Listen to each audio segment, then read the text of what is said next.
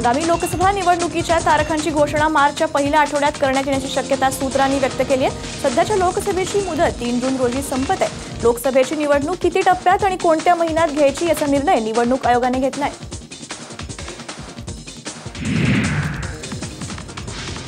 सर्वोच्च न्यायालयाने डान्स बारवरील निर्बंध शिथिल केले असले तरी अशा बार विरोधात राज्यातील जनतेच्या विशेषतः महिला वर्गाच्या भावना तीव्र असल्याने राज्य सरकारने त्याविरोधात ठाम पवित्रा घेतलाय। निकालाबाबत न्याय विभागाचा अभिप्राय आल्यानंतर डान्स बार बंदीचा अध्यादेश काढण्याचा सरकारचा विचार आहे। राज्यात डान्स बार बंदी व्हावी यावर सरकार ठाम असल्याची भूमिका मुख्यमंत्री फडणवीसांनी स्पष्ट केली आहे। मराठा आरक्षणाला आव्हान देणाऱ्या याचिका फेटाळण्यात याव्यात अशी विनंती राज्य सरकारने हायकोर्टात केली आहे। मराठा आरक्षणासंदर्भात राज्य सरकारने आज 49 पानी प्रतिज्ञापत्र सादर केलंय। सखोल संशोधन करून मागासवर्ग आयोगाचा अहवाल तयार केल्याचा दावा राज्य सरकारने केलाय। याचिकाकर्त्यांना न दिलेली आकडेवारी चूक असल्याचा दावाही सरकारने केलाय। सवर्णांमधील आर्थिक दुर्बलांना सरकारी नोकरी आणि शैक्षणिक संस्थांमध्ये मिळणाऱ्या 10% आरक्षणाला द्रुमुकने मद्रास हायकोर्टात आव्हान दिले। सवर्ण आरक्षण कायदा त्या लोकांच्या समानतेच्या अधिकाराविरोधात आहे जे लोक वर्षानुवर्ष शिक्षण आणि रोजगारापासून वंचित होते अशी डीएमकेची भूमिका आहे। डीएमकेच्या याचिकेवर सोमवारी सुनावणी होणार आहे।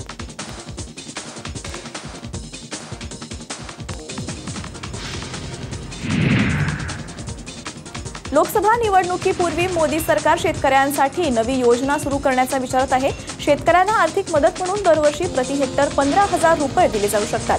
शेतकऱ्यांना विविध योजनांद्वारे दिल्या जाणाऱ्या मदतीऐवजी एकर कमी वार्षिक रक्कम द्यावी असं नीती आयोगाने सुचवल्याची माहिती आहे।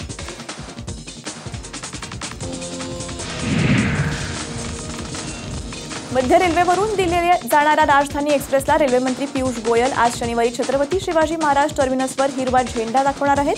आधीच्या 2 राजधानी एक्सप्रेस पश्चिम रेल्वे मार्गावरून गुजरात मार्गे दिल्लीला जातात। तिसरी राजधानी एक्सप्रेस कल्याण, नाशिक, भोपाळ, झाशी, आग्रा मार्गे दिल्लीला पोहोचेल।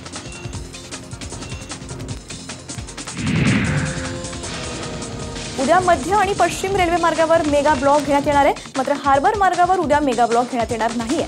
मध्य रेल्वे मार्गावर परळ टर्मिनसचं काम सुरू आहे, त्यामुळे मध्य रेल्वेवर मेगा ब्लॉक आहे। तर पश्चिम रेल्वे मार्गावर सिग्नलिंग यंत्रणा, ओव्हरहेड वायरची देखभाल करण्यासाठी पश्चिम रेल्वे मार्गावर ब्लॉक घेण्यात येणार आहे। उद्या 100 लोकल आणि 8 एक्सप्रेस रद्द करण्यात आले आहेत।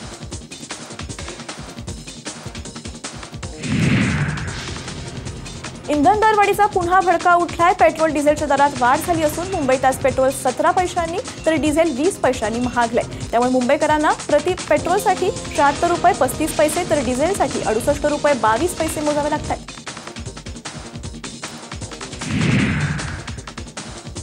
गणपती बाप्पाला राष्ट्रदेव म्हणून मान्यता मिळावी अशी मागणी आध्यात्मिक गुरु रमेशभाई ओझा यांनी केली आहे। भारताकडे राष्ट्रगीत, राष्ट्रचिन्ह, राष्ट्रीय प्राणी, राष्ट्रीय खेळ अशा गोष्टी आहेत। त्यामुळे विद्येची देवता असलेल्या गणपती बाप्पाला राष्ट्रदेव म्हणून मान्यता मिळावी अशी मागणी ओझा यांनी केली आहे। पुण्यातील भारतीय छात्र संसदेच्या कार्यक्रमात ते बोलत होते।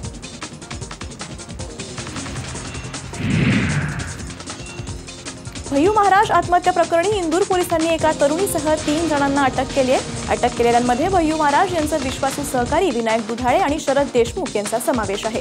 आज भय्यू महाराज यांच्या आत्महत्या प्रकरणाचा गूढ पोलीस उकलणार आहेत। पत्रकार परिषद घेऊन पोलीस याबाबतची अधिक माहिती देणार आहेत। या पत्रकार परिषदेमध्ये आता काय माहिती समोर येते हे पाहणं महत्त्वाचं आहे।